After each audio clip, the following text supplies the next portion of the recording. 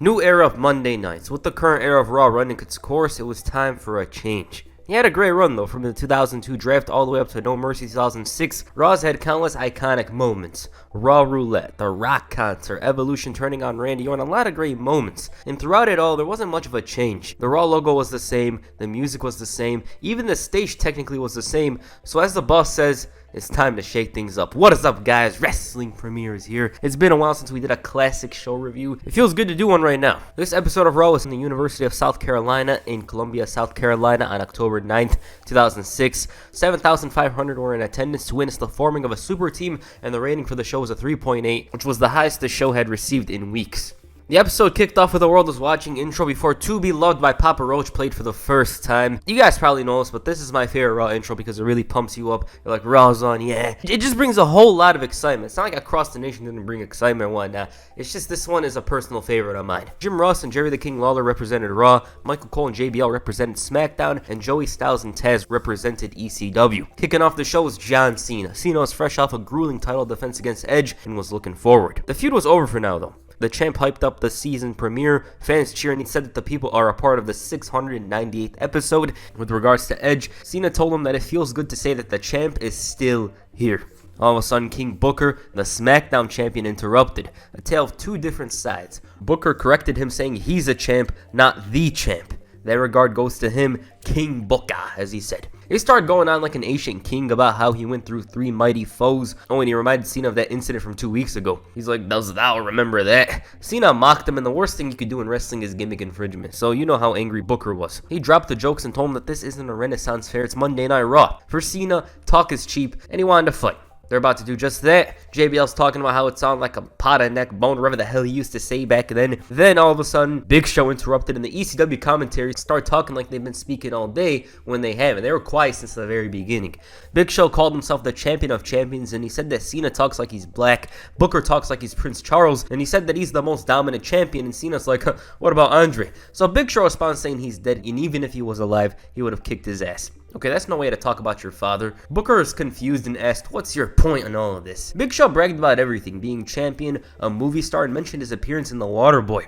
Man was talking like he's starting the whole thing, and Booker called him on, saying he was in it for all of 42 seconds. He went on about his appearance in Ready to Rumble, and Booker even went as far as to call this the greatest movie ever. They made fun of him, and Cena steered everyone in the right direction with a brawl. Big Show managed to turn things around, and man, this segment was entertaining. Booker called his movie the greatest ever, which leads me to believe that he's never watched another movie, and if he were to watch some cinema masterpiece like 12 Rounds, he'd be mind blown. But I like this. It was lighthearted with the movie arguments. Each guy had a funny moment. It was a nice way to start off the show. In the back, the three GMs were arguing. Paul Heyman was hyping up the Big Show, so the coach challenged him to a match with Jeff Hardy.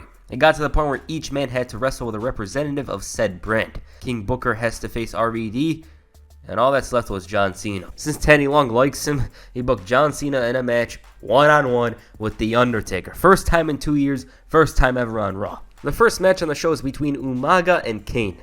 Loser leaves Raw. This feud had been boiling over for about 2 months. Both men wanted the right to be called the biggest monster in the WWE, and right out of the gate they went at it. Clothesline from Kane in the corner, Umaga bounces back and immediately delivers some strikes. The pace is slowing down, Kane's getting chops, strikes, but he's still got a lot of fight in him. Kane tosses him to the ring post and the fans are cheering. He goes up top, but Estrada provided a distraction, so Umaga tosses him to the outside.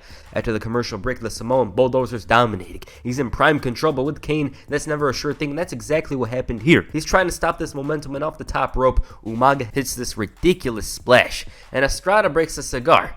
Kane blocks a spike and drops him with a sidewalk slam. The crowd's going crazy. Kane hits the flying clothesline, and it's time for the choke slam. Estrada distracts him, blasts him with a cigar box, and Umaga hits a super Samoan strike.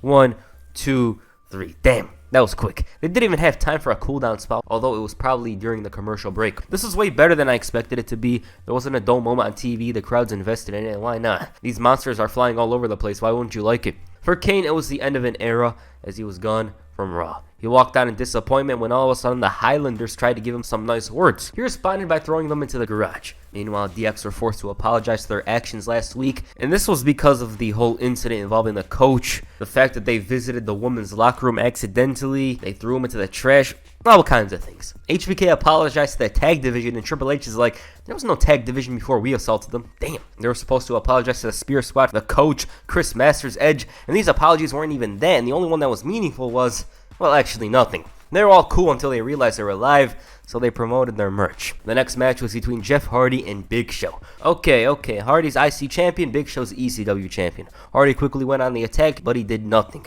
Big Show chopped him and threw him to the heavens. He was wrestling with ease, stepping on him, chopping him, and Hardy showed heart, but Big Show was a wall. All he had to rely on at this point was time wasting from the Giant to find an opening. And this was just that. He knocked him down, dropped him on the rope, and hit the Whisper in the Wind, and to top it all off, he went for the Swanton Bomb.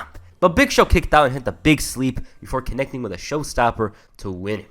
All of a sudden, Johnny Nitro went on the attack, but since he was a mid-carder, Big Show ragdolled him like a helicopter. Quick okay match. It's not much because it lasted for like 3 minutes, but it did its job. Hardy looked good. He looked like he was on the verge of an upset. Big Show showed why he's a monster, why he's dominant by the end of it. Next up, Lance Cade and Trevor Murdoch faced D-Generation X, Shawn Michaels and Triple H in a street fight. The X at this point had just finished their feud with the McMahons. They had to complete some side missions before unlocking some main missions at this point. So that's why they were facing Cade and Murdoch. They did their thing and acknowledged why they didn't apologize to all those guys. And the reason why was because they felt that they should apologize to just one man only, Vince McMahon. And this apology, in their eyes, had to be huge. Then he mentioned the mascot for the university, Cocky, and unfortunately he didn't appear. Triple H was expecting him to appear, but HBK said that there was some complications. Then a Gamecock chant intensifies, and Triple H is like, they pulled the cock is out. He's all sad, saying he just wanted to give the cock some exposure. He said that he was in, and he's out, and by the looks of it, DX is going to ruin the reach of this video. He said that Vince would have stroked him, even kissed him, and Triple H said it was for the best that he didn't appear because Vince could have beat him like he owed him money. Let's get ready to suck it. 2 words and Kane and Murdoch come out. I mean, who had more TV time on this night? That's your answer to the winner. They brawl, Triple H hits the face buster and sends Kate to the outside. There was this little moment where Murdoch and DX double teamed him. Cade throws Michaels off the top rope and the game gets into it with him. And in the ring, Murdoch's putting in work. The heels double team Triple H and throw him into the steps. And in the ring, Michaels gets a whooping. Murdoch was whooping him like he was from Montreal, and Cade drops him with a boot. The high-low wasn't to be, and Triple H connects with a suplex on the outside. He delivers a chair shot that busts open Cade, and Michaels sends Murdoch to the outside with a mean-ass backdrop. Michaels hits the elbow through the table, and it was time to tune up the band. Sweet chin music and pedigree. 1, 2, 3. Damn, for a TV match, that was violent. It was enjoyable. It's not that good or anything like that, but for a TV match, I think it was good enough. You know, you weren't going to expect Cade and Murdoch to actually do something meaningful here because there's Cade and Murdoch on one side and DX is on the other. We all know how this was going to end. Edge, meanwhile, was whining about losing the WWE title. However, he had a more positive outlook and told the pissant, as he called them, that his questions will be answered later tonight. South Carolina's own Shelton Benjamin came on. He received a nice reception, but complained about not being featured on the card, despite being from here. He said that he won't leave the ring until someone answers his open challenge. Oh, hell no, I would have made a run for it. Chris Benoit had just made his return the previous night after 5 months. He was on to his final run, which was odd.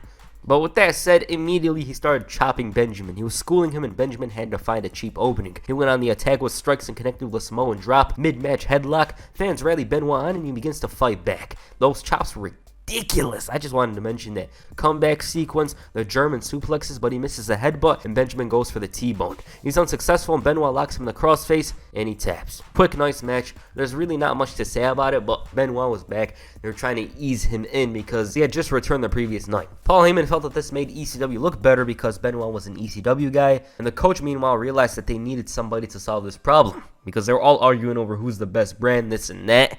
So I brought in Super Crazy. Coach asked him if Raw's the most exciting show, and he said C. Teddy Long asked if the Cruiserweight division gave him a platform, and he's like C.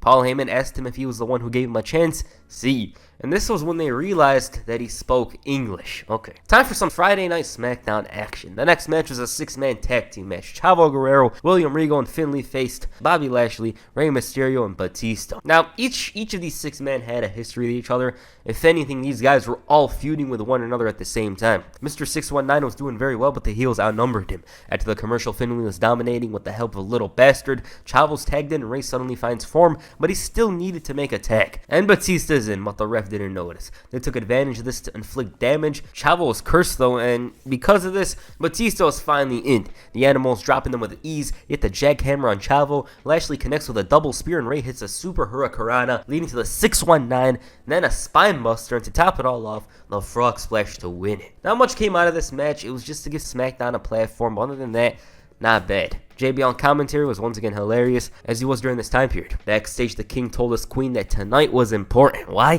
Because when he was on Raw, he tried to make the commoners happy, and that turned him into one. Going to SmackDown, yeah, he literally called it that. He became a king, and all was good. The next match is the Women's Championship Tournament. Melina faced Tori Wilson. Apparently this was a Lumberjill match. They're trying to promote the Extreme Strip Poker episode of ECW, so they brought in the woman from that segment instead of somebody like Mickie James, Lita, or whatever. Tori took control with ease. Melina's like, I don't want nothing. They do something about it. Dropkick from Melina to Tori, and they're much softer with her. You know, they're like, oh, take your time, this and that. Melina drags her by the hair, delivers a hard right hand. Tori follows up. She makes a comeback, but Melina connects with a face buster. Tori responds with a swinging neck breaker, and she goes after Crystal, which leads to Melina rolling her up for the win. Melina advances, but it's Tori who stands tall after assaulting Crystal. This match, it's not really notable. It's just literally there, and probably the weakest match on the show. The next match was between King Booker and Rob Van Dam. I don't know why it's weird, but it felt like Booker was on a whole other level here compared to Van Dam. You know, RVD was just champion, but that aura was gone. He felt like a mid-carder here. Okay, the bell rings. Collar and elbow tie-up. Booker slightly has the edge. RVD chants intensify. Thrust kick miss, and RVD connects with a rollover. He sends him to the skies, and on commentary, Taz and JBL were getting at it. Booker's going for knees. Joey Styles is getting trashed by JBL. Michael Cole just wants to call the match. Van Dam had a little moment to steal, but it didn't matter. Why? Because he displayed insane flexibility and talent. And Queen Sharmell decided to get involved at this point, and Booker hits the scissors kick. 1, 2, 3.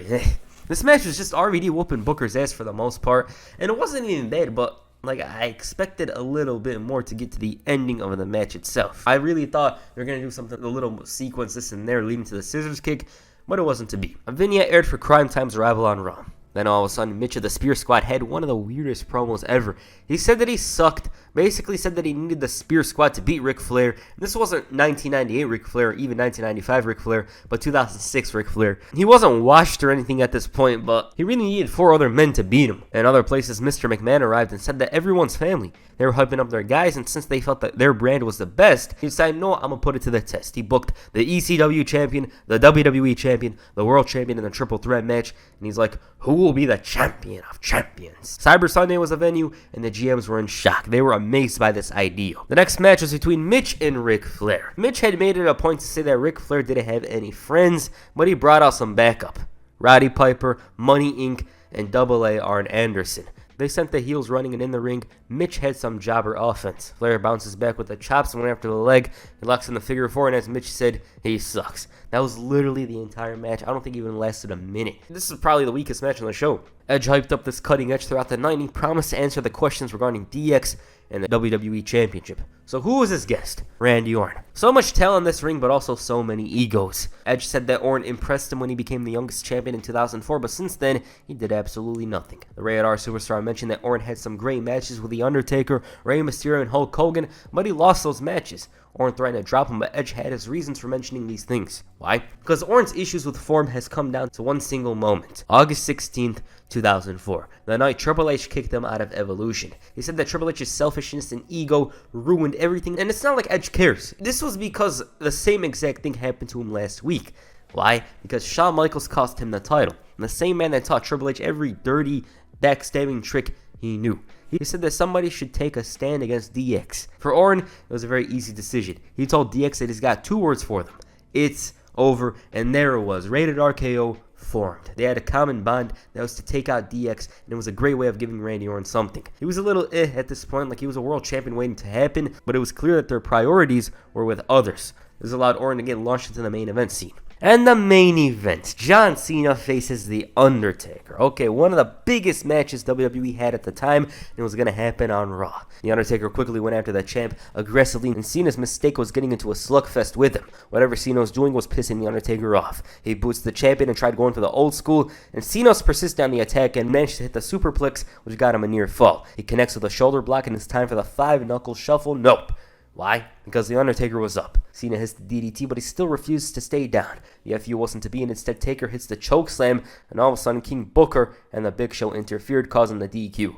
Mr. Kennedy suddenly popped up, and in the ring, Big Show turns on Booker. Cena low blows him and hits a DDT, and even locked him in the STFU, but Booker put a stop to it. He's trying to assault him when he ends up taking an FU, and it was Cena who stood tall at the end of the night. Okay, that match was just there. You know, they weren't really going to go all out because this was a huge match. It wasn't going to happen on Raw. This was a WrestleMania match. The last time people saw John Cena face The Undertaker was a whole entirely different situation. This was much bigger than that. This was the biggest match WWE could put on at the time. Okay, that's Raw Family Reunion. Honestly, the show's way better than I expected it to be. I thought it was going to be just decent, this and that. But it was actually good. You know, I had fun making this video. I had fun watching the show. It's not one of the best Raw episodes in history or anything like that, but if you're bored, you know, 2 hours, whatever, you're probably going to enjoy this show. There's a lot of good stuff on here. There's not a single standout match you're like, oh, this is good. There's a lot of good segments, you know, the opener, Rated RKO forming, and the matches weren't really bad. They were just there. They were decent. My favorite moment of the show is probably the Rated RKO forming. It was a great segment and gave Orton a clear direction heading into 2007. So yeah. Alright, what did you guys think of Raw Family Reunion? Please comment down below. That's it for this video. Make sure you hit the Swanton Bomb on the like button or perhaps the FU on the subscribe button. Peace. I'm out.